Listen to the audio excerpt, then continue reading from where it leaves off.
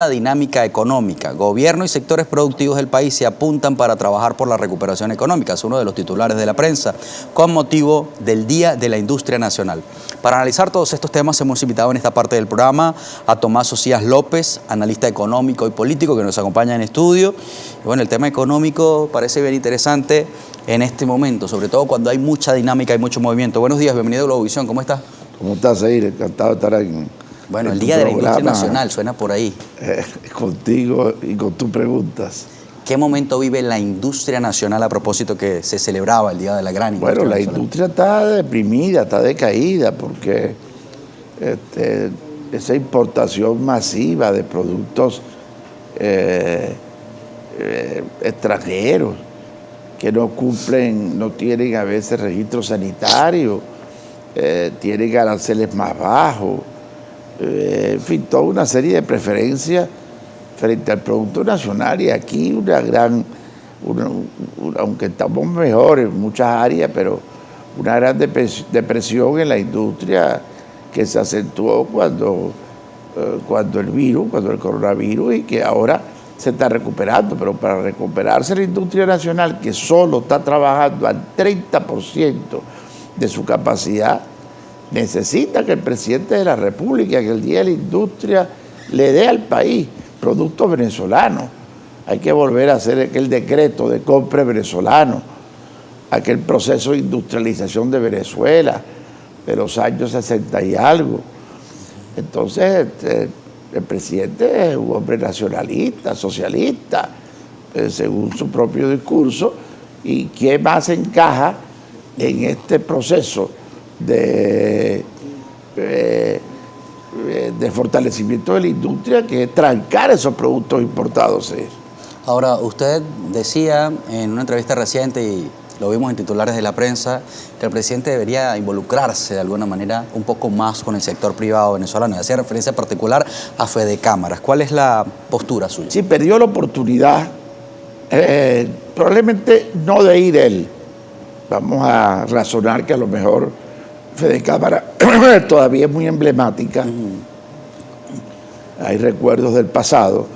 Y entonces, pero sí mandar ministro, una representación de ministro, para dar confianza al país, para hablar con los sectores empresariales. La vicepresidenta se está reuniendo, y los ministros con la mayoría de los sectores hace un año, en un cambio de política, en una apertura, como lo hizo con industria ayer, donde fueron varios ministros y estuvieron allá a compartir con la industria nacional. Entonces, probablemente el presidente se aprovechó una oportunidad para dirigirse al país y tratar los temas fundamentales. Las zonas económicas especiales, por ejemplo, lo hubiera podido analizar, que son interesantes, fíjate, Zair. ¿Por qué? Porque tal vez el Ejecutivo no puede tomar medidas nacionales, porque afectaría a todo el país, algunas específicamente, como el crédito y otras. Sin embargo, hacerlo por las zonas económicas especiales, vamos a suponer Puerto Cabello y Punto Fijo, esos dos lugares, Margarita, cualquiera de las zonas económicas, tú tomas unas 7, 8 medidas en las cuales reduces el impuesto a las grandes transacciones, desvías el financiamiento, que quitas todos los impuestos para los hoteles, pues condiciones específicas para llenar, claro, a Tucacas, a toda esa zona de hoteles, como fue un proyecto hace muchos años para el litoral, y desarrollarse en menos de 2 años esa zona. Ahora hace falta las medidas el presidente las tiene en las manos, como tiene muchas. Este proceso de que va el gobierno lento y que no se entiende, y que por supuesto es entendible porque el presidente se encuentra entre los ministros pragmáticos, probablemente un 60% de la orientación de su gabinete y de su gobierno, y un 40% ideológico. Los ideológicos, queremos recordarle a todos los venezolanos, ¿quiénes son los ideológicos? Las tendencias ideológicas en el Ejecutivo, los que quieren que el Estado no ceda espacio, que tenga el control de todo, que las empresas las maneje el gobierno nacional, y nada de eso sirve, ni que traigas al Papa a dirigir las empresas, las 640 empresas venezolanas expropiadas, nacionalizadas, tomadas, cualquiera que sea la palabra. Por ejemplo, ayer fue tendencia en redes sociales la isla de la Tortuga, por poner un ejemplo. Ayer era tendencia porque el presidente informó que va a ser una de las zonas económicas especiales, ¿no? Y dice que se van a construir allí 10 hoteles de lujo, un paraíso además natural venezolano. El presidente decía que iba a colocar en marcha lo que él considera será el proyecto turístico más grande del mundo y se refería a La Tortuga. Eso suena ambicioso. Tendrá como ubicación la isla de La Tortuga en las costas caribeñas del país como parte del establecimiento de las nuevas zonas económicas especiales. Fíjense, este paraíso que estamos viendo acá ahora en pantalla. ¿Cómo pueden garantizarse al pueblo venezolano que esto no sea únicamente una promesa electoral, por ejemplo, el camino presidencial? Un proyecto ambicioso. Hace falta pasar de las palabras a las acciones. Y solo lo puede hacer el presidente con el sector privado. Y esto no lo entendemos. El único que puede crear 2 millones de empleos de aquí a diciembre, pagarle 100, 200, 300 dólares a un trabajador de aquí a diciembre. El único que puede hacer carreteras en un año, autopistas en año y medio. El único que puede encargarse de las empresas siderúrgicas, que puede resolver el teleférico de Mérida. El único que puede de verdad resolverle el gran problema que tiene el gobierno de eficacia es el sector privado, son los sectores privados. Los incluso se habla de la construcción de una terminal internacional aérea, sería muy interesante, ¿no? También siempre que haya equilibrio. Todo eso estaría en las zonas económicas especiales. Lo que pasa es que hay que explicarle a la población. Por ejemplo, en las zonas económicas especiales, tú puedes desarrollar 3 grandes aeropuertos en el país internacionales, de los más importantes del mundo. Tú puedes tener unos puertos extraordinarios, tú puedes desviar, pues, 100 hoteles para La Guaira, como te decía anteriormente, pero ¿quién lo va a hacer? El Ejecutivo no tiene posibilidad de construir ni un piso de un hotel, no voy a decirte ni siquiera una posada, ni un piso de un hotel. Es necesaria una articulación con el sector privado, mayor apertura quizás.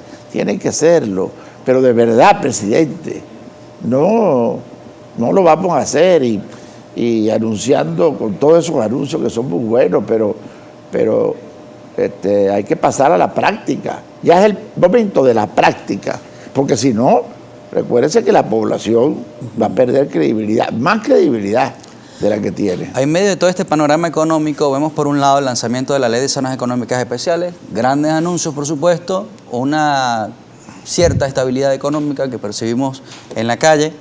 Y al mismo tiempo, por ejemplo, hoy el periodiquito del Estado de Aragua publica: canasta alimentaria subió a más de 459 dólares, alcanza para 60 productos. El Sendas aseguró que los ciudadanos requieren por lo menos 20 salarios mínimos o 15 dólares diarios para poder cubrir la canasta alimentaria. Esta es otra realidad. Y ayer veíamos en las calles de Caracas una movilización de trabajadores públicos exigiendo al gobierno nacional modificaciones al instructivo NAPRE que parece que nadie quiere tocar. Estas realidades, contrastarlas con el día a día del venezolano y cómo le perjudica su bolsillo. Voy a poner este ejemplo de este bolsillo para no mostrar el otro. Solo lo puede hacer con los sectores privados, te repito. El Estado no tiene dinero, 6 millones de empleados, no tiene dinero para pagar esas 6 millones de personas, tampoco puede fácilmente salir de ellos mañana. Es necesario irlos pasando al sector privado. ¿Cómo los paso al sector privado? Bueno, con peaje, como se está haciendo en todas las carreteras del país. Eso es una manera, dárselas a la actividad económica privada, y así le vas entregando la administración de todo lo que sea construcción, de todo lo que sea desarrollo, que corra con los gastos del sector privado, claro, pero que lo dejen tener ingresos también. Que no vengamos a hablar, como el otro día alguien del gabinete dijo, que en medio de esta inflación teníamos que tener unos precios concertados. Yo quiero que alguien me explique cómo es eso, pues. Ni en un país comunista del mundo se ven unos precios concertados en medio de la inflación. Entonces son retrocesos inexplicables que no dan confianza. Mira, si el presidente se reúne en Miraflores con 30 inversionistas extranjeros aquí, los 30 presidentes ahí es el delante, y con 20 presidentes de empresas nacionales, entre ellos, por supuesto, Lorenzo Mendoza, que es una de las más importantes, por supuesto, fuera de todo. ¿Qué pasaría? ¿Me responde al regreso de la pausa? Te lo voy a responder. Tomás Socias López nos acompaña en entrevista, ya regresamos. ¿Qué pasaría si el presidente se reúne, dice él como ejemplo, 30 inversionistas?